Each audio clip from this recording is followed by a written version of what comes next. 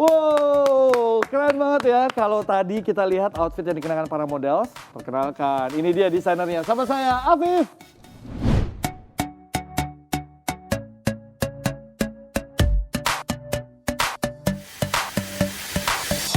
Tak ada yang menduga, produk busana seperti jaket, topi, dan tas ini dibuat dengan memanfaatkan kain sisa atau perca. Tak hanya ramah lingkungan, Afif Mustafa memberikan sentuhan kreatif yang ternyata sukses menghasilkan produk otentik. Tak hanya terjun langsung memilih kain perca yang akan digunakan, Afif juga mendesain sendiri produknya. Tak bisa dipungkiri, seni padu padan dari pria kelahiran Jakarta 14 Maret 1995 ini menjadi poin penting kreasi kain perca untuk menjadi produk yang kekinian. Dan benar saja, hasil tak akan mengkhianati usaha. Kreasi yang dirintis Afif sejak tahun 2017 ini sudah hadir di berbagai pameran dan telah dikirim ke berbagai kota di Indonesia.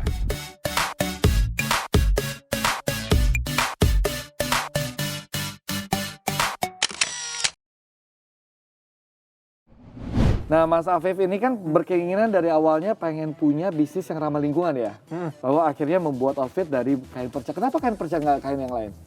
Soalnya karena ramah lingkungan, jadi memanfaatkan barang yang kepake biar bisa digunain lagi. Oke, berdasarkan pengalaman berarti di sekeliling Mas Afif ini banyak banget potongan kain gitu ya? Potongan kain perca gitu? Ya, di dekat rumah ada tukang jahit, di dekat pasar itu banyak banget, biasanya sekarung-sekarung gitu.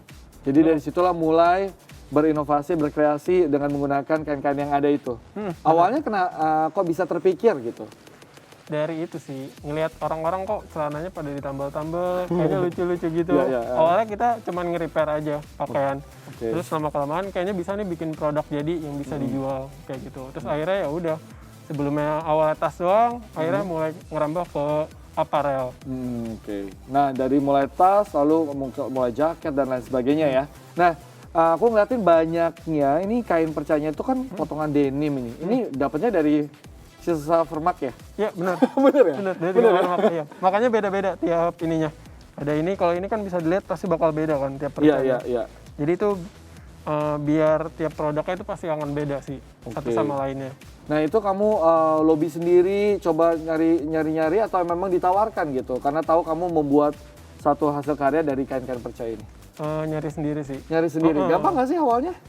Susah-susah gampang sih nyari-nyarinya itu. Cuman kan awal-awalnya tuh cuman warna biru doang.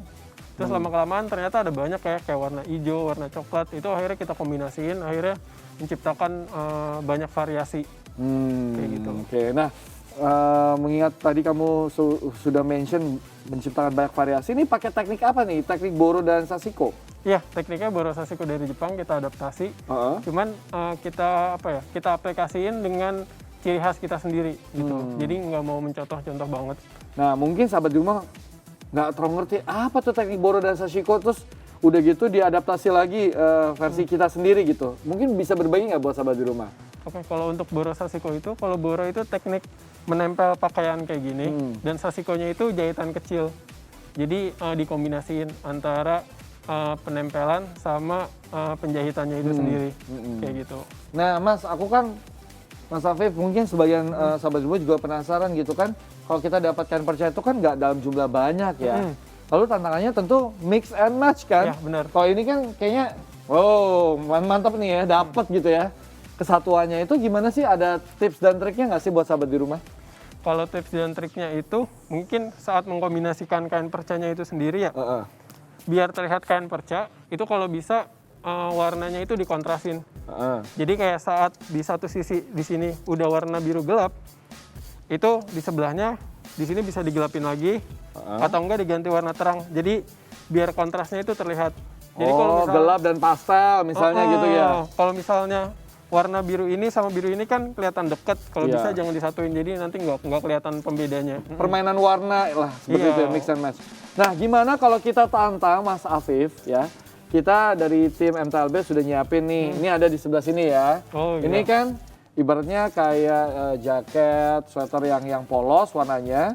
Lalu dengan kain perca denim ini gimana membuatnya menjadi sentuhan ala Mas Afif gitu. Siap? Siap. Waduh, kita lihat hasil karya dari Mas Afif ya. Oke deh. Silakan Mas, bahan-bahan yang diperlukan dan tahapannya. Oke, ini kebetulan yang saya bawa ini mayoritas jeans atau denim ya. Warnanya itu variasi, ada yang gelap sampai yang terang.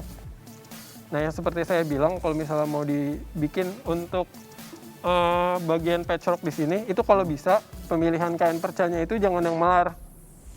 Jadi kalau misalnya melar itu nanti kayak pas lagi di komposisinya takut nggak rata.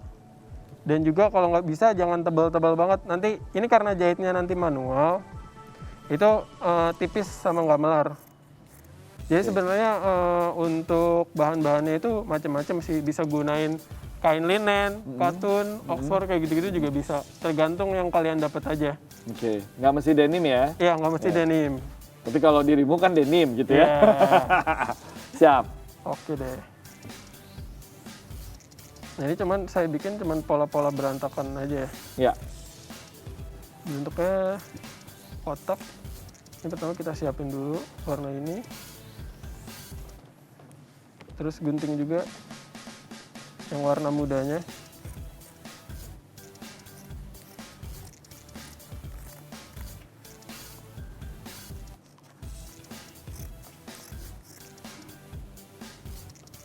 Sama diberi warna gelapnya juga sebagai penyeimbang.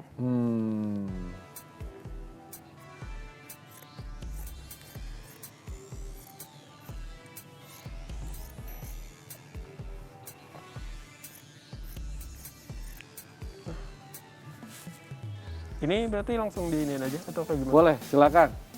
Ditunjukkan juga ke sahabat di rumah, ya kan? Oh, iya, bagaimana langkah-langkahnya? Ya, langkah-langkahnya ini pertama saya pengen buat yang lebih simpel ya. Jadi kayak segini, nggak ditutupin kain semua. Cuman jadi kayak di tengah aja, biar simpel dan apa ya, point of interest-nya kelihatan gitu. Jadi saya coba dulu ya. Ya.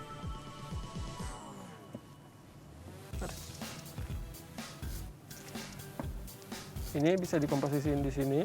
Ya. Ini sebenarnya untuk singkat dibikin komposisinya yang simpel aja ya. Ya, boleh. Sebenarnya nanti bisa divariasiin ke macam-macam bentuk.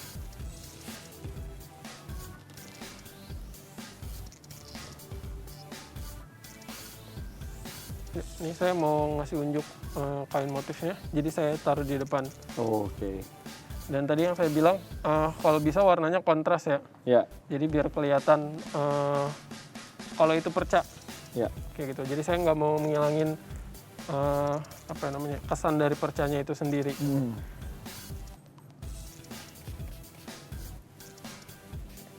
Nah, ini tinggal di jarum pentulin aja ya teman-teman, di tiap sisinya. Jadi saat kalian nanti ngejahit tangan, itu biar nggak copot dan komposisinya tidak berubah. Gitu. Dan juga nih paling, kalau misalnya teman-teman di rumah itu punya mesin jahit, itu juga bisa sih pakai mesin jahit. Cuman kalau yang nggak punya mesin jahit, itu bisa dijahit tangan. Pakai benangnya juga benang jahit, sama jarumnya jarum jahit tangan juga.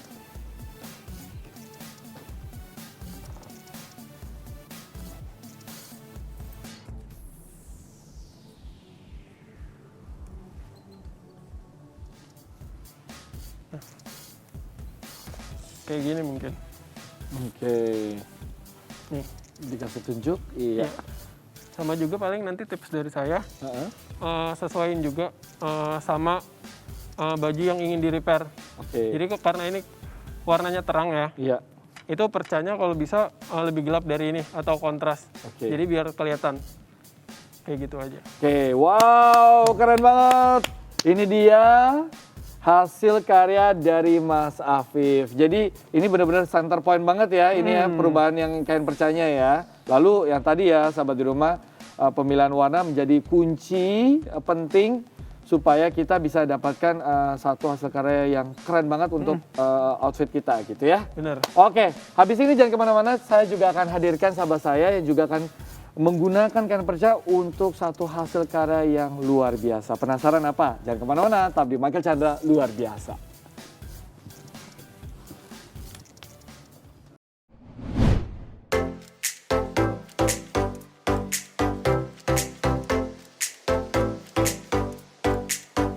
Mana yang kira-kira menurut Mbak Ari yang tingkat kesulitannya paling tinggi? Ya gitu.